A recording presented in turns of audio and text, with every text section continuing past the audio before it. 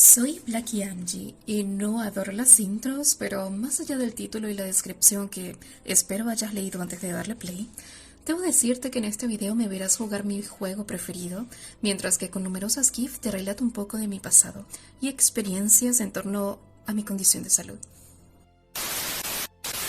¿Qué? Yo venía acá para un chisme controversial. ¡O es clickbait! ¡Mierda! Esa No, no es clickbait, y para esto te hago el resumen antes de que te avientes 2 videos. Si te aburres no mires, no quiero lloros. Y para los que se animen a continuar, sean bienvenidos. Este es solo un video informativo que quizás cuenta como ASMR, ya que no hay otro modo de darle más volumen a mis audios sin que se escuche distorsionado. Si ya saben cómo hablo, no digan que no se escucha. Así que disfrútenlo y gracias por su curiosidad de saber por qué desaparecí de Twitch. Llevo tiempo queriendo hacer este video, pero por distintas razones no me decidía. Sin embargo, veo que varios se han preocupado y han estado atentos. Y aunque no les he respondido todo o no he dado abiertamente información, aprecio muchísimo que se tomen el tiempo para dejarme mensajitos de aliento y apoyo. Ha sido muy significativo para mí, en especial en estos momentos. Así que esto es por y para ustedes, personitas maravillosas. Pocas veces me he ausentado tanto tiempo de Twitch. Por lo general ha sido por temas de salud y, desafortunadamente, esta no fue la excepción. Pero, ¿por qué es diferente ahora? Los que me conocen de más tiempo se han podido percatar de que en diciembre siempre suelo enfermar. Tal vez por el frío o no lo sé. Pero por muchos planes que haga, siempre termino por ausentarme debido principalmente a mis problemas respiratorios. Aclaro que no hablaré de esto en stream. Y tampoco pienso responder preguntas de información que ya haya dado en este video. Más que todo para no ser repetitiva. También porque para ese entonces, con el favor de Dios, todo este tema habrá quedado en el pasado. Estaré mejor y mi salud se mantendrá estable. Ahora sí, entremos en contexto. ¿Por qué los problemas respiratorios? Para mi desdicha, no solo soy asmática, sino que también padezco de un montón de alergias conocidas y por conocer. La primera vez que acudí a un neumólogo alergólogo, para los que desconozcan, el neumólogo es el médico especializado en las patologías pulmonares, mientras que el alergólogo es el médico especializado en enfermedades del sistema inmunológico. El especialista al que fui era ambos. Este comentó luego de algunas evaluaciones que mis pulmones eran débiles. En aquel entonces yo ya tenía como 20 años y por un instante sus palabras me hicieron trasladarme a mi infancia y pues en general a toda mi vida. Miles de preguntas inundaron mi mente y después de 1000 recuerdos reproducidos cual intensamente, todo parecía responderse al fin de manera simple. Mis pulmones eran débiles. Claro, de ser más lista, quizás habría podido llegar también a esa conclusión en algún momento, considerando que gran parte de mis recuerdos de la infancia eran visitas de emergencia al hospital por fuertes crisis asmáticas, infinidad de noches en las que me iba a mi camita con temor de dejar de respirar mientras durmiera, e incluso algunos cumpleaños en los que mi madre comentaba cómo no lloré al nacer sino minutos después de algunos toques técnicos. Esas experiencias de niña, además de otros traumas, contribuyeron a que desarrollara un temor a los médicos, a los hospitales y en especial a las inyecciones. Solo de escuchar la palabra hidrocortisona ya lloraba y apenas con un hilo de voz intentaba convencer a todos de que ya me sentía bien y lista para volver a casa. Spoiler, nunca funcionó, pero al menos el final feliz será poder volver a respirar mejor. A todas estas, mientras yo seguía ensimismada en mis recuerdos, escuché a mi padre consultar al doctor qué tratamientos o terapias podía realizar para sanar mis pulmones. A lo que el doctor respondió que si bien se podían fortalecer, mi condición era de nacimiento. Y a continuación comenzó a enumerar una serie de cosas y situaciones a evitar en la medida de lo posible para poder vivir una vida lo más normal posible. En momentos así uno se percata de que siempre estuvo haciendo todo mal. Y pues algunos de los casos que aún recuerdo eran evitar peluches, alfombras y cortinas en mi habitación. Yo de niña dormía con montones de peluches que incluso consideraba familia. Evitar estar cerca cuando se hiciera limpieza profunda en casa. Más que todo por los productos químicos o los fuertes olores y el polvo que inevitablemente se levanta o dispersa de alguna u otra forma. En mi casa era común limpiar con cloro, desinfectantes que aunque tenían buenos aromas eran de todos modos químicos con fuerte olor. Evitar fuertes choques de temperatura. Yo de mensa me bañaba con agua casi hirviendo si hacía frío y con agua fría cuando hacía calor. ¿Quién no lo haría, no? Evitar a toda costa el humo de cigarrillos, tabacos, entre otros. Cuando era pequeña, mis padres, ambos, eran fumadores. Por fortuna lo fueron dejando paulatinamente por mi salud, en vista de las constantes visitas de emergencias. Y algo que también resonó mucho en mí fue que comentara que las emociones fuertes también podían desencadenar crisis asmáticas.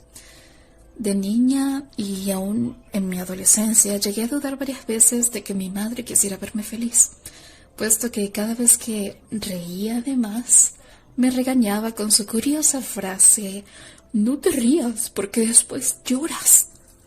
Solía confundirme mucho, puesto que no sabía si la había ofendido o si me advertía que su paciencia se estaba agotando. Y yo, pues, triste, me detenía y pensaba entonces que a mi madre le molestaba oír mi risa. De ahí que finalmente me cuestionara a mí misma si a mi madre no le agradaba la idea de que yo fuera feliz. Yo siempre he amado reír, ya sea de cosas graciosas o de conversaciones alegres, pero ciertamente suelo llegar a un punto en el que debo detenerme, pues empieza la tos. Y si no me detengo, el asma se une al chat. Lo mismo me ha llegado a ocurrir cuando estoy muy triste o preocupada, peor aún si lloro de más.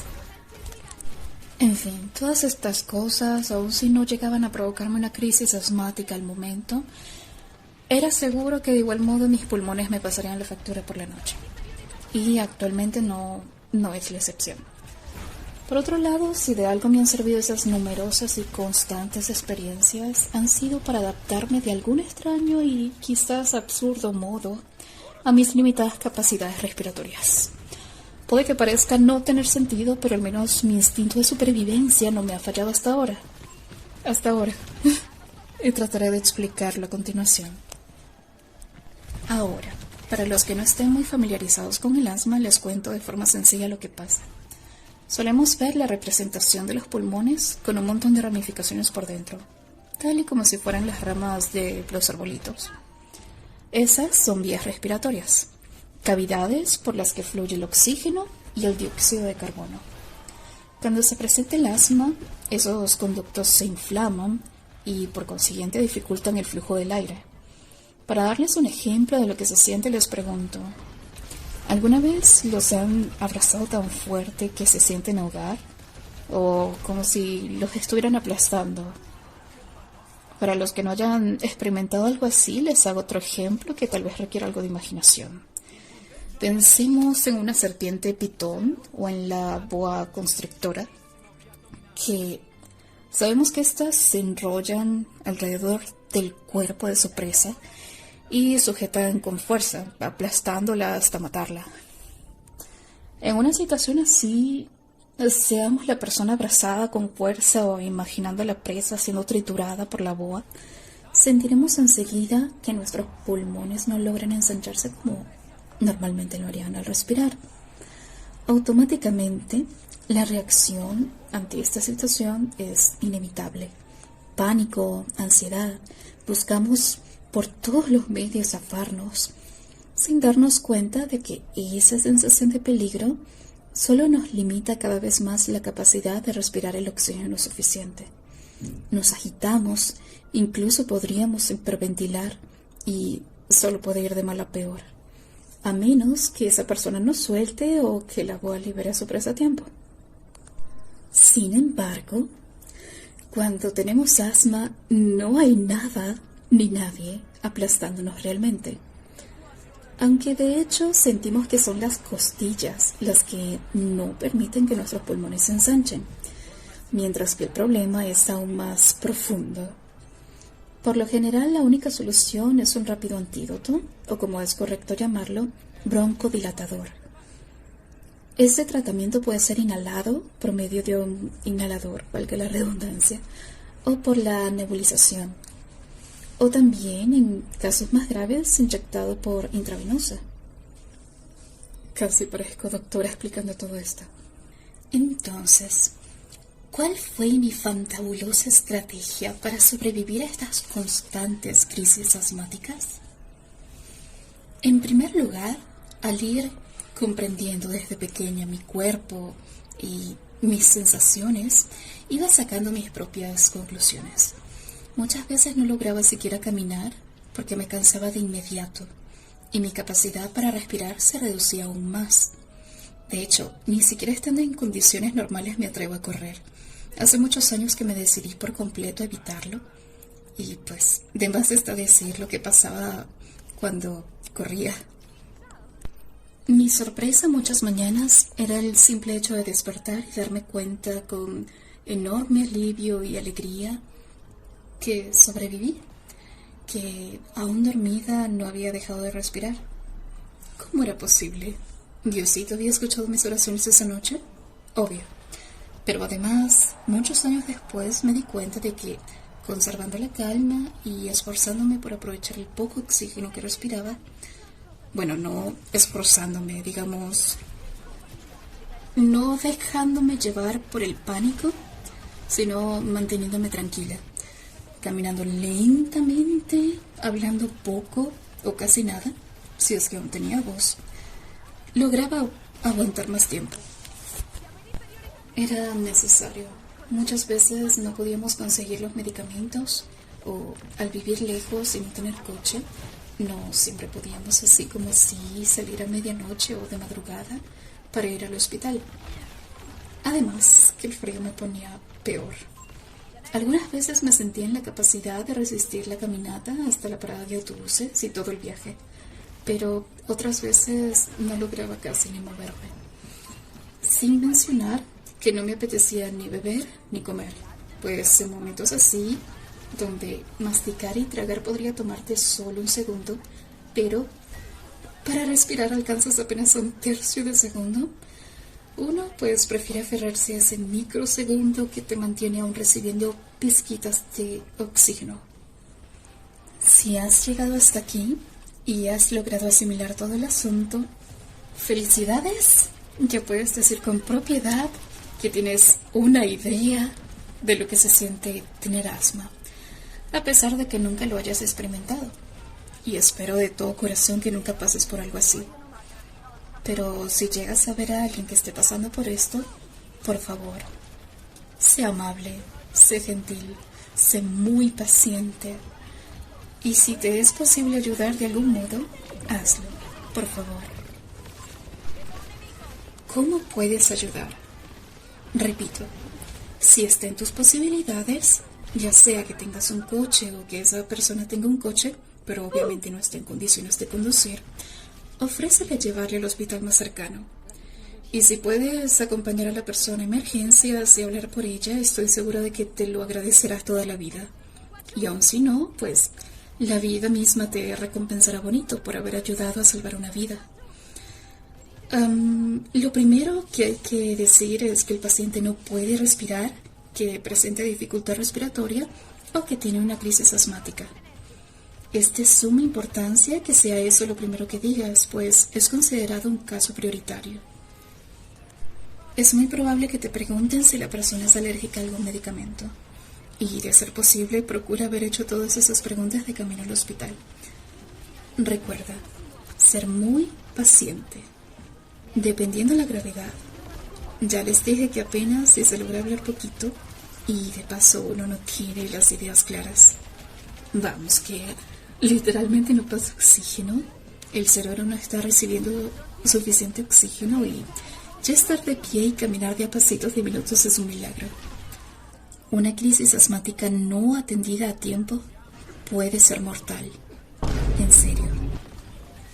Dicho esto, ya estamos listos al fin para hablar de mi reciente experiencia.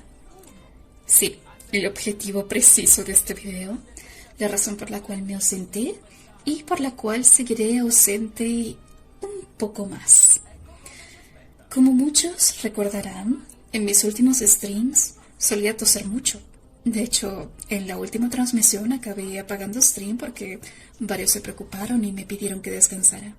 Esto más o menos a mediados de diciembre 2025. Decidí entonces tomarme unos días para recuperarme como Dios manda. Pero pasó Navidad, pasó Año Nuevo y Blue enfermó. Afortunadamente, él se recuperó pronto. Pero yo, por otro lado, que apenas creía estar mejorando, pesqué su gripa y volví a estar mal. Fiebre, congestión nasal, terrible, que como siempre me llega hasta los oídos, asma y una tos que parecía un terremoto. Sin exagerarles, era una tos que me hacía hasta, orinarme sin querer. Me daba dolor de cabeza y me dejaba un dolor de costillas que era literalmente como si hubiera pasado horas haciendo abdominales. Ya les expliqué antes cómo se siente, así que no exagero al decirles que llegué a un punto en el que la tos me afectaba tanto que preferí dejar de comer y dejar de hidratarme porque al hacerlo acababa vomitando y en ese punto apenas si me levantaba de la cama para ir al baño y ya no me quedaban fuerzas para más. Por si fuera poco, llegaron problemas familiares. La preocupación, los nervios y la tensión ante esa situación fueron, en definitiva, la gota que derramó el vaso. Me sentía muy mal, pero tenía miedo, digamos, de ir al médico, pues ya había tenido malas experiencias anteriormente. Y en el fondo creí poder mejorar solita si continuaba, entre comillas, adaptándome al poco aire que conseguía respirar. Según mi yo de ese momento, solo debía estar en calma, mantenerme tranquila y prácticamente meditar. Solo que sin la respiración profunda, sino con la respiración casi inexistente. Un completo error. Ese día, el farabulloso día, Blue regresa de su trabajo y asegura haberme encontrado desmayada. Yo en realidad estaba recostada en el sofá con muchas almohadas y cobijas, que fue como recuerdo haberme sistemado, digamos, pues necesitaba estar lo más cómoda posible para mantenerme en una posición sin mayor esfuerzo, que pudiera respirar bien y al mismo tiempo pudiera levantarme sin de nuevo, tanto esfuerzo para ir al baño.